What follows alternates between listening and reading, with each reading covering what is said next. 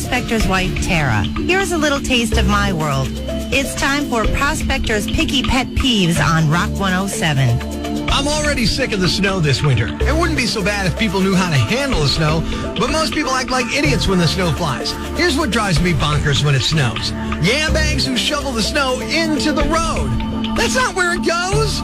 The city sends a plow crew out once every few hours if you're lucky to push that stuff off the road, and you go tossing it back in the road. If you can pick up the snow in the shovel, then you can walk the snow over to the curb and put it in a pile there. When I'm driving and I see these mental midgets tossing snow into the streets, I try to push it all the way back in their driveway by slowly driving my car through their pile as close to them as I can. Really? How about the mental defects that simply never bother to shovel their walks at all? I know it sucks. I know it's work, but you need to do it. People need to walk, and if you don't clean your sidewalks, they're going to walk in the streets. Then you'll be driving, whining about these people walking in the streets, slowing me down. I got to drive around them. Shovel your walks, jackhole. And if you can't do it, hire a guy. And if you can't afford it, talk to a neighbor or a family member. But come on, man, get it done. All right. Speaking of get it done, how many times do you lazy inbred yambags need to be told to clean your car off when it snows? Wednesday on my way home from work was like driving a dog sled team in the Iditarod. Snow and chunks of ice and such flying off the cars in front of me. That's dangerous. People get killed that way. And I know I ranted about it a couple weeks ago, but you're still doing it. I know it's cold and it's wet and it takes all of 5 minutes to clean your car. Just do it, man. Not just the windows, not just a spot on the windows that you can hunch down and look out of. No, clear your car of ice or snow. If you have an SUV and you can't reach, get a step stool. If you're incapacitated, pay someone to do it or don't drive. And I know that sounds harsh. Prospector, don't drive. But if it comes down to killing the innocent person behind you because you can't clean the car or not getting to the market, yeah, stay home. My mom gave up her license when she started to notice her Parkinson's disease, taking away her ability to drive. Why? She didn't want to kill someone. It's not that noble. It's kind of called being a good person. If you think getting to the store for a bag of pretzels is more important than someone's life, you're an idiot. Good Lord. You think that was bad? Try living with him. Love you, honey. Mean it.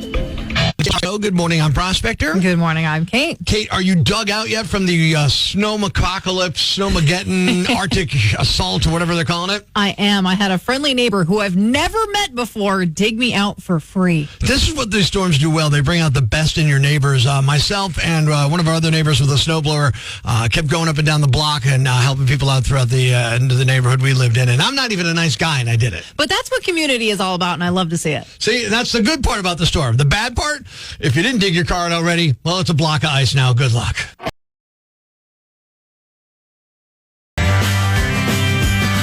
.33, 5 degrees. Tom Petty on a 2 for Tuesday at Northeast PA's Classic Rock. Let me ask you something. Have you ever bought something and thought, I'm definitely going to use this later, then later never showed up? It's Prospector Show on Rock 107. Good morning, I'm Prospector. Good morning, I'm Kate. Turns out the world's biggest liquor companies did the same thing, except they did it with $22 billion worth of booze. Yeah, that's right. The people who make alcohol are now surrounded by alcohol going, we may have made too much. During the pandemic, they assumed we'd just, keep drinking forever. Like, this is it. Humanity has decided liver damage is a hobby now. But no, inflation hit. People cut back, and suddenly these companies are sitting on warehouses of whiskey, aging beautifully with nobody willing to drink it. Some distilleries are now shutting down production. Imagine walking into work and your boss just goes, all right, everybody, stop making the product. We nailed it too hard. Come on, America. It is time to help clear the backlog that's just sitting there.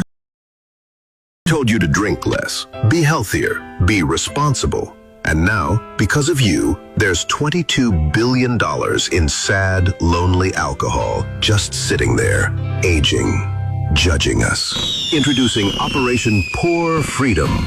Doctors say cut back. My doctor also said no red meat, but even his shadow needs Ozempic. Economists say chug forward because this isn't alcoholism, it's patriotism. Yeah. It's job creation. It's saving a barrel that's been aging longer than your marriage. You never listen to me. Crack one open tonight for the workers, for the economy, for that bottle that believed in you. I believed in it first. God bless America. Operation Poor Freedom. Yeah. Fighting sobriety like it's communism.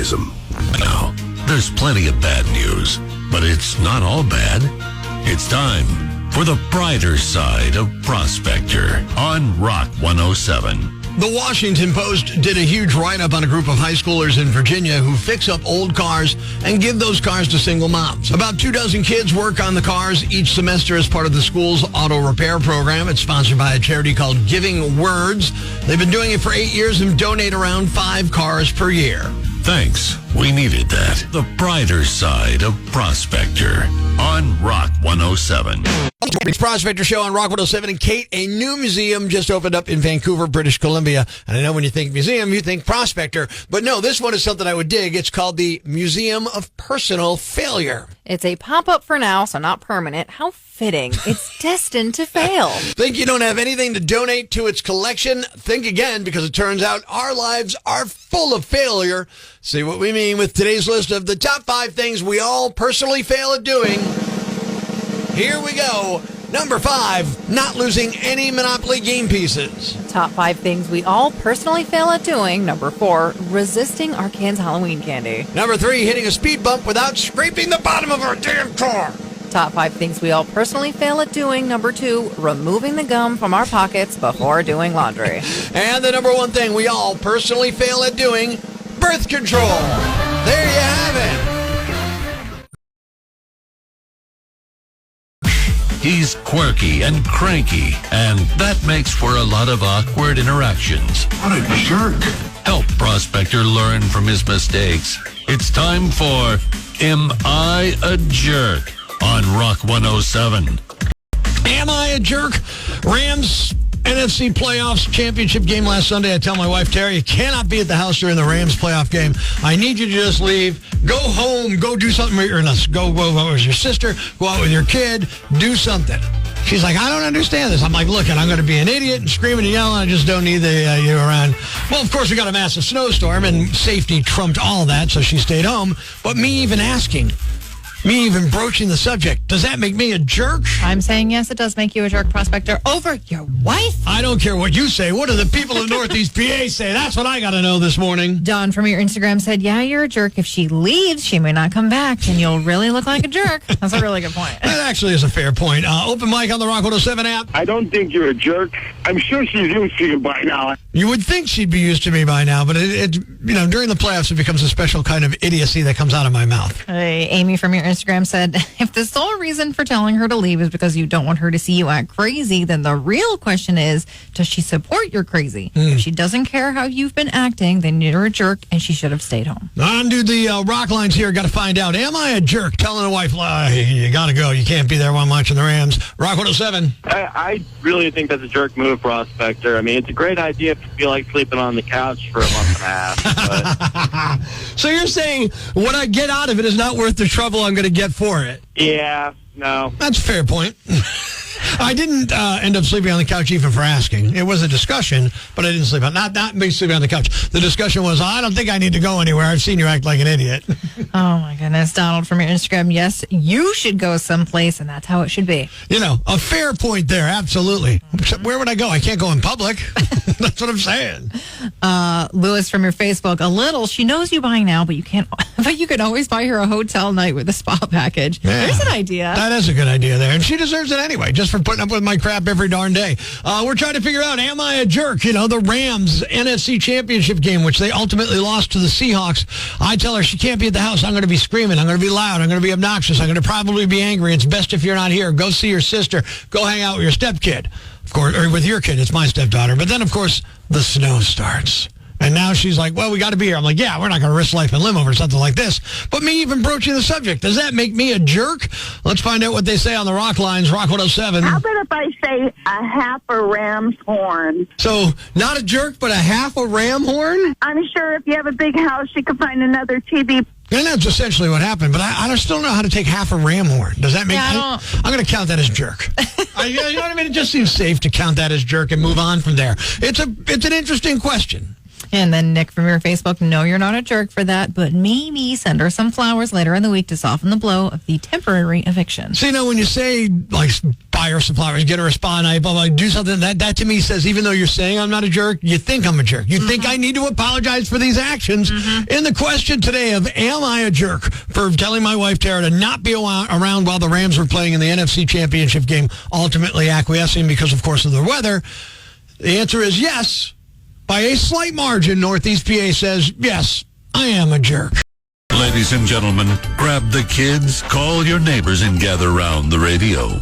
It's now time to announce the winner of Prospector's Jam Bag of the Day, as decided by you at rock107.com. We uncover the most baffling, ridiculous, pathetic, cockeyed, laughable, preposterous blunders in the world of misdeeds. Nominee number 1. Have you ever sold anything on Facebook Marketplace? Well, here's how the pros do it. A 24-year-old guy in Missouri is facing charges after he sold the same 2 cars multiple times. He'd sell one, then immediately steal it back, and then sell it again. The man's name is Mamadou Diallo, and cops in Kansas City say that between May and June of last year, he sold 2 cars to at least 8 different people, a 2013 Honda Civic and a 2013 Buick Verano. Cops caught on after they got 8 different stolen vehicle reports that were similar. The people paid cash, got what seemed like a legit title for the car, and then it was stolen, usually the next day. He got caught after he tried to sell the same car to the same buyer twice. A woman he scammed saw the car for sale again, used a different Facebook account to reach out, and he tried to sell it to her a second time. She also got security footage of him stealing the car around 1 a.m. just 7 hours after he sold it to her. He's facing 14 felony charges and up to 98 years in jail. Nominee number 2. If you've ever worked in law enforcement or did it long enough, you may believe you've seen everything, especially if you work in Florida, but this criminal in Pennsylvania is a true original. A man in Pittsburgh allegedly stole a $30,000 full-size harp last week, the large musical instrument, you know what I'm talking about, and they took it to the riverbank, removed his clothes, jumped into the river, and then started struggling in the water. Police were called. Rescuers were able to pull the man to shore and get him medical care. He's at the hospital and in stable condition. The harp sounds like it's also okay. Thankfully, the guy didn't jump in with the harp. Police are investigating, and they're also pursuing charges related to the stolen harp once they figure out what the heck was going on with this guy. And the winner is... the man who stole a full-size harp, jumped into a river, and needed to be rescued. You're the Yam Bag of the Day, and we'll move on to Friday's Yam Bag of the Week competition. Keep it here for all the nominees for Prospector's Yam Bag of the Day, weekday mornings on Rock 107. Thanks for listening to Prospector's Prime Cuts podcast. Be sure to catch us live weekdays from 5:30 to 10 a.m. on Rock 107 or online at rock107.com or the Rock 107 app powered by Vape Dragons, a free download for your Android or iPhone. Subscribe to the podcast on Apple Podcasts, Google Podcasts, Spotify, Stitcher Radio, or wherever you get your podcasts so you never miss Prospector's Prime Cuts.